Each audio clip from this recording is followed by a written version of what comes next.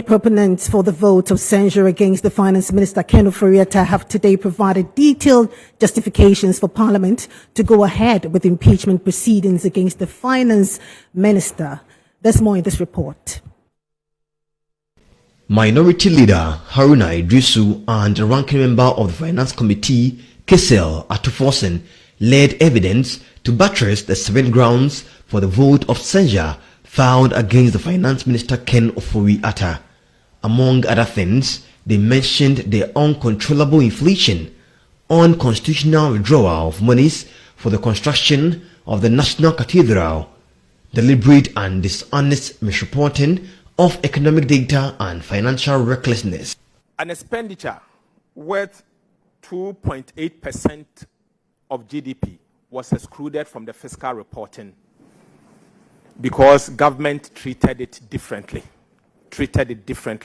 against the international best practices.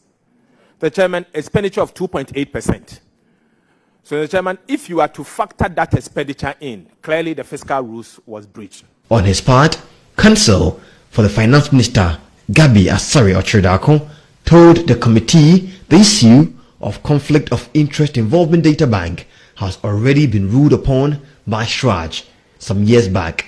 He insisted his client has nothing to hide. Let this committee be reminded of the exact words in Article 82.4. It states, and I quote, "A minister of state in respect of whom a vote of censure is debated under clause 3 of this article is entitled during the debate to be heard in his defense." The motion we move is not against any member of this committee. So we expect him to hear and defend himself. If this committee is reducing itself to doing that, let us know. The 8-member ad hoc committee has as its chairs Adansi Asokwa MP KT Hammond alongside Bogatanga East MP Dominic Ayini. Correspondent Abdullah Mohammed joins us for a wrap of the day 1 hearing. Abdullah, it has indeed been an eventful day in Parliament, but what has been some of the reactions after the sitting? All right, so as we speak, we still have the committee members, the ad hoc committee members locked up in a meeting just behind me. They are agreeing on the modalities that would be adopted when the Finance Minister appears before the House on Friday at 10 a.m. to give testimony on the 7 grounds which has warranted the vote of censure against him by the lead proponents of this motion, Haruna Idrisu, the minority leader, and Censure Atuforsen, the ranking member on the Finance Committee, IFWA. Right, so what else has been happening, Abdullah? All right, so essentially the minority leader, the Dr. Censure Atuforsen, have been leading evidence on the 7 grounds that forms the basis of the vote of censure, which was moved by the minority leader somewhere last week and admitted by the Speaker of Parliament. So, for example, the despicable conflict of interest, ensuring that he directly benefits from Ghana's economic woes, as his companies receive commissions and other unethical contractual advantages, particularly from Ghana's debt overhang. This was one of the grounds that the minority leader sought to argue as part of the reasons that they believe that the Minister of Finance, Ken Ofori-Atta, should go, because continuously over the past 6 years, Data Bank, which was co-founded by the Finance Minister, continues to benefit financially from bonds issued and financial agreements entered into with Ghana from Ghana and other development partners. So in the considered view of the minority, the continuous benefits of these companies owned by the Finance Minister it should be a cause of worry to Ghanaians. For that reason, they believe that the Finance Minister has to go and make way for someone who is more competent to handle the affairs of this country.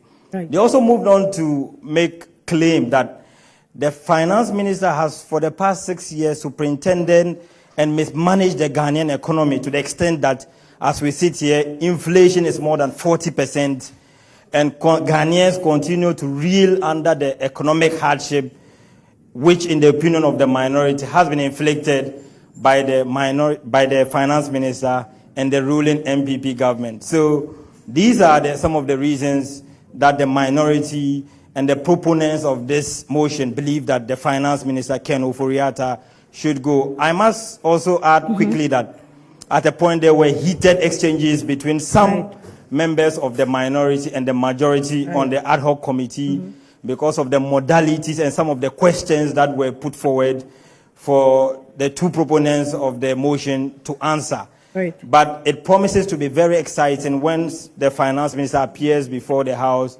on Friday, because that is when we get a proper understanding and a detailed explanation of the reasons that forms the grounds for which the minority has decided to move this vote of censure against the persona of the finance minister. Right.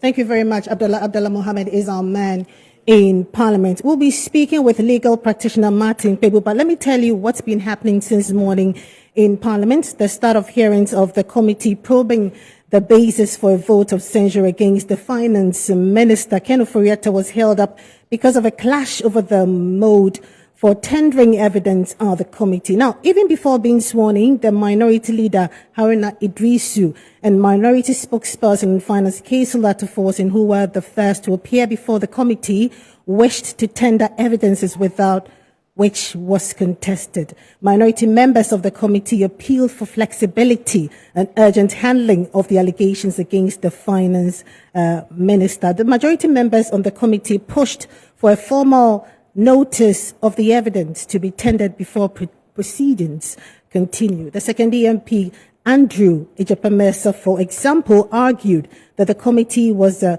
quasi-judicial proceeding and required conditions for a fair hearing for the finance minister.